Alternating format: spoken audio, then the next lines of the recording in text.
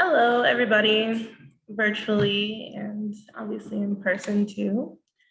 So I guess just to contextualize a little bit, Memorialize the Movement is an organization that I founded in 2020.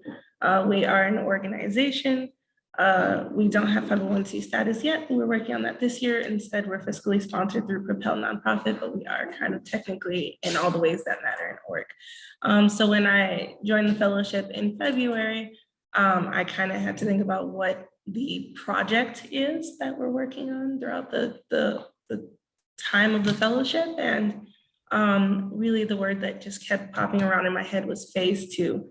So that's where we are. And I'll talk about that a little bit more. But first, oops, okay, this goes way faster than I expected it to. Let's see if there's an easier way to scroll. Ooh, okay, yes, okay. Okay, so as most of you know, Memorialize the Movement is an org with the mission to collect, preserve, and make accessible the protest art that emerged following the murder of George Floyd in 2020. Some of the things that are really important to us is the activation and exhibition, making the work accessible to people. We don't just want to collect the work and hoard it. A part of the activation / exhibition is collecting murals, which we're not doing so much of these days because there aren't that many out there left to be collected, and a lot of the ones that you still see on businesses, those businesses have opted to keep them there as a permanent installation as a reminder, I guess. And then there's preservation, so working with the Midwest Art Conservation Center to touch up and restore murals that have taken damage, either in transport or weather damage or just finicky plywood trying to undo itself. And then obviously exhibitions, so community events, our annual Justice for George exhibit, partnering with other institutions and arts organizations to display the murals in the events that they have, where we're just participants and we kind of show up with the murals, et cetera. And then youth empowerment, we started an internship program last spring, so back in January, February, and we've kept that going for the last 2 years. We've partnered with Please mute yourself. We partnered with Minnesota Transform, and they provide us with between 3 and 5 interns a semester. And this has been an ongoing relationship with them since last year. And it's been really incredible because the help is just out of this world. They're incredible U of M students, mostly all under the ages of 25, and they contribute to MTM's annual exhibit from January to May. Other summer events, organizational aspects, they're just really amazing. Also with youth empowerment, we started in January hosting monthly workshops where we have paint and reflect kind of workshops or paint to express workshops. And so we create a safe space. We provide people with art supplies and blank canvas. And then we have a guided discussion, but it's all no expectations. So we just ask people to come in and express themselves however they see fit. They can take the miniature mural that they have at the end, they can leave it with us. There's no expectation whatsoever, just providing a space for them to come and express themselves in ways that they can't usually do in other environments. And then lastly is educational workshops and speaking engagements. Over the last year and a half, I've done over 20 speaking engagements at universities, conferences, panel discussions, community events, and I really enjoy it. But this year especially, I found the love of speaking and working with youth and educating youth about the work that we're doing with MTM, inspiring them and learning from them as well. So we do a lot of that, and we will continue to do a lot of that over the next couple of years. Then this is me. I'm the founder and ED. That's my bio. You can read it on our website as well. I won't go over it because it's long. I also didn't write it. One of my interns wrote it because my bio was terrible. It was like, I like to blog in my free time. So, free time? Right. I don't anymore. This was like 2 years ago. Okay, so just a little bit about phase 1. I'm gonna move this over again. So phase 1 started in 2021, and phase 1 was really about the questions of whether or not we could start an organization collecting and preserving the murals, and then whether or not we should do it.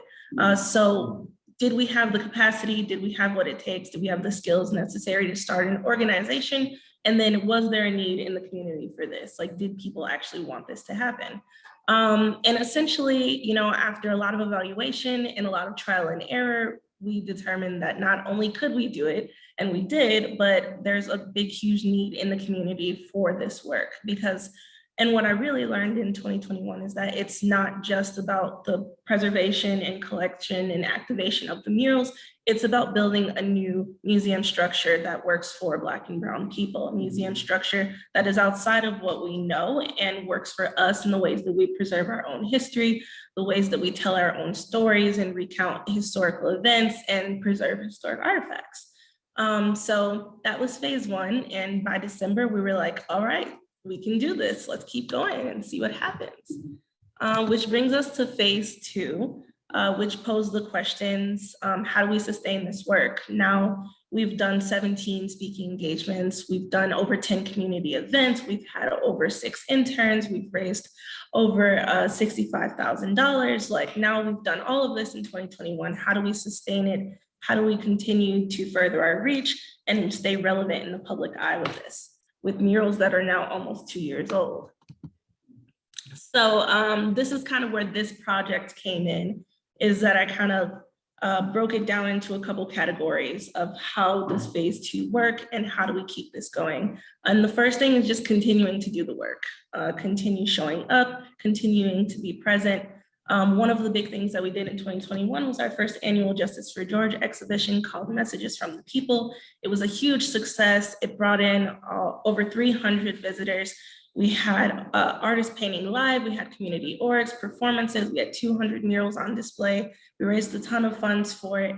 So everyone's obviously expecting that again. Everyone's like, okay, the first answer to this question of can we do it, can we sustain it, is can you do another exhibit, or was that it? So we planned a second exhibition with the help of the fellowship in Ramsey County and Hennepin History Museum and Minnesota Transform. We spent the last 5 months leading up to May 21st planning our second annual exhibit. And there'll be some photos and videos later on that you'll see from that. And then the second category of phase two, continuing the work also means continuing the small parts that I mentioned before. So we had organizing days where we photographed all of the new murals that have come in since the last time we photographed at the beginning of 2021. And that photo on the left is what our organizing day looks like, because we have to feed the volunteers, because we're asking them to lift dozens upon dozens of 50-pound panels of plywood. So between the splinters and the backache, we got to feed them real good. So we ate a lot of sushi in the beginning of the year. And we had, as you can, yes, carpooling, yes. And as you can see, we had a ton of volunteers coming through. We had over 100 volunteers between January and May 21st, like help out in some capacity with the exhibit planning, organizing, building, or just day of operations. And it was incredible. And then Paint to Express, that's at the top here on the right. Those are the smaller workshops that we do. And these are some of the miniature murals that people have left with us that they created. And then this is Christopher Aaron Deans, who is a well-known Minneapolis-based artist. We've collected some of his murals, and he came to one of our events on the anniversary of Trayvon Martin's 10-year passing, and he painted a portrait in his honor, which was really beautiful. And then down at the bottom is Human Rights Day Youth Conference that was held at Indiana State in March. And I went there and spoke to the group of 300 plus youth about Memorialize the Movement. And it was honestly a transformational experience, both for me and them, and really solidified that I'm going to continue to do that work. So the other category is fundraising.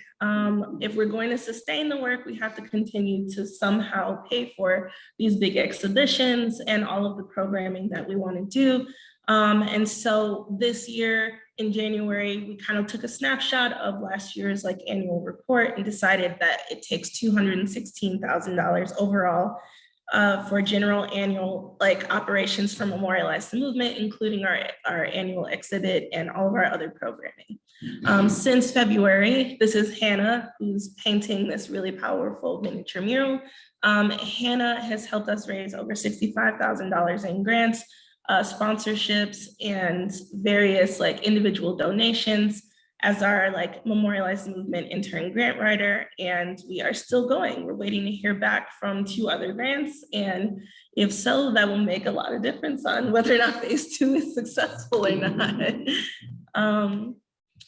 And then another category is building communities. So through this exhibition, we had community organizations who were all local and BIPOC owned and operated coming out. I think we had over 6 community organizations, 5 vendors. We had arts organizations participating in the exhibition, artists, performers, community leaders, and historical institutions such as Ramsey County and Hennepin History Museum, all participating and creating with us for this exhibit. It was an incredible experience, and these are just 3 photos. So at the top right is the George Floyd Global Memorial, which is the organization that cares for George Floyd Square. They came out and tabled and supported the exhibition. Below is the Change We Want, which is a U of M-based project, arts project that is created with BIPOC Minneapolis U of M students and youth. And then on the right is No Limit Girls, which is a Black woman-owned, I guess, I want to call it an organization, but I know it's more like an after-school program that gives Black and brown women or young women an opportunity to build community and build skills and just kind of love with each other. And it's really beautiful. And they came out and were the highlight of the exhibit, which Jeremiah's smiling because he knows. Yes. So building community is a big part of sustaining our work, and without the help and support of our community and vice versa, we really wouldn't be able to continue this. And so those are the components, and all of that kind of came together into this, which I just realized that it won't play because this is a screenshot. Hold on, I'm gonna put it together. Can I email it to you, the video? Okay. Yeah, we're all good with this being semi-formal, right? We'll edit out yes, the parts that are wonky, we don't have to talk about that, yes. I've got a couple of questions. I can't have you doing that when you're trying to keep up this stuff. So. Yes, sorry, this will be super quick. I should have thought that through before I made this a PDF. What was the name of the after-school program? No Limit Girls, yes. Okay, almost there, sorry.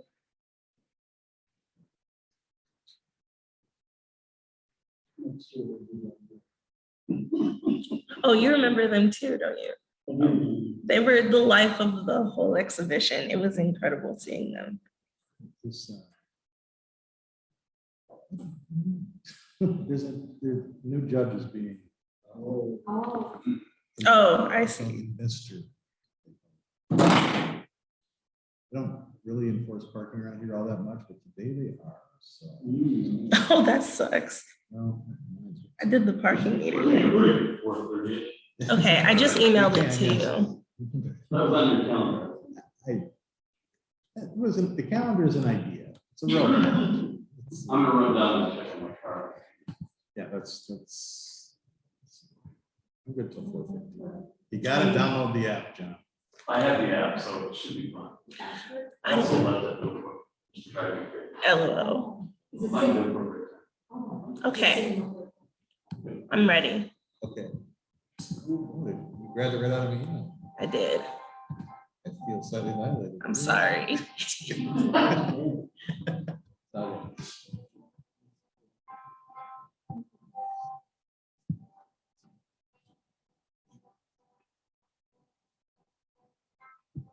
So this is the combination of 5 months work, blood, sweat, and tears, and all the volunteers in the whole city of Minneapolis and St. Paul.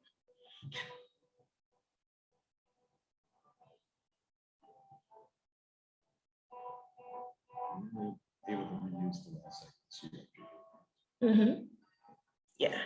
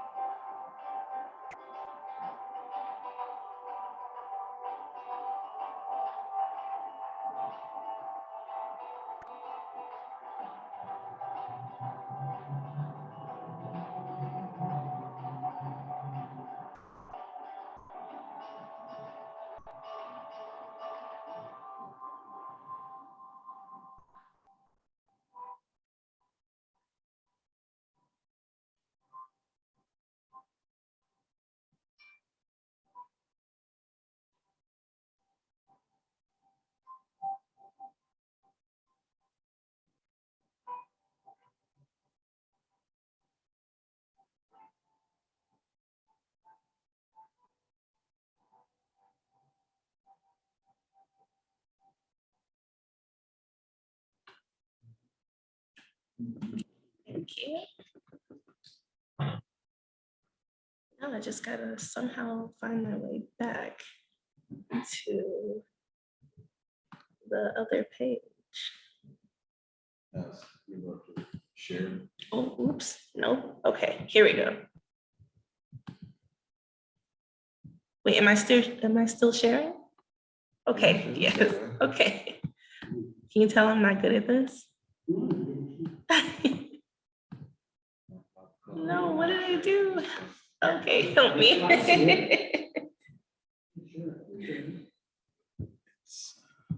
You share Okay, that one. Share. It's boxed in green, it's what you're sharing. Let's make it full screen. thank you. Yeah. Okay. So you might think to yourself, we did a lot in the last 6 months, but phase 2 is not complete. We still have 6 more months to get through in order to prove that we can continue to sustain this work. So one of the things that we have to do is move into a transitional space by September. Our space at the Northrop King building was conditional. They are going to be building lofts in the wing of the building that we are currently staying in. And it was kind of an understood thing between us since the beginning when we moved in October of 2020, that eventually we'd have to leave. And it's about time now. So we are currently both fundraising and looking for a transitional space to move into in September. And then on top of that, we need to raise funds, obviously for that space, but also to hire staff. Although our internship program has been wildly successful, we can't run an organization on interns and then one full-time employee. So we are trying to raise operational funds and capacity building funds so that we can hire staff, so that when we do get that space, because we know we will, we have people who can run it and man it and keep it open. On top of that, we have 3 events coming up this fall that we're going to be planning and prepping for, plus our monthly workshops that we're still going to be doing. The first event is an event that my interns are actually putting on themselves at the end of July. So we'll see how that goes, and I'll keep you updated on if it happens. And that's going to be about networking and building community, strengthening our relationships with partners and collaborators, and bringing BIPOC arts organizations and organizations together. And that's going to be hosted at the Northrop King building at the end of July. I believe it's July 23rd, but I'll confirm those dates with you guys. And then the second event is one that we'll be participating in and collaborating with Roseville Lutheran Church, which is not our usual thing. It's not our usual vibe, but I've spoken at length with the folks at Roseville Lutheran. I think there's a real opportunity to educate their church community using the murals. And so we'll be participating in their first annual Festival for Change. And I'll let you know about that when posters come out. And then the last one is that we're going to be partnering with Franconia Sculpture Park at the end of October and putting on a week-long exhibition there. And one of our stipulations, because we know that Franconia is really far away, was that they, when they apply for grants for this project or for this exhibition, that they also include a shuttle bus that can shuttle people from Minneapolis to Franconia during that time where the exhibition will be held, and they agreed. So we'll be doing that, and once posters come out, I'll send that to you too. And then obviously continuing to network, strengthen our community through collaborations, partnerships, showing up at events when people ask us to within reason, and doing the work that we're already doing. And so hopefully, since we still have a lot of work to do, we can accomplish it, and I'm pretty confident that we can, obviously. And yeah, then on to phase 3. So yeah, that's my project. Let me go to the last page, and there's some cool pictures from the exhibit.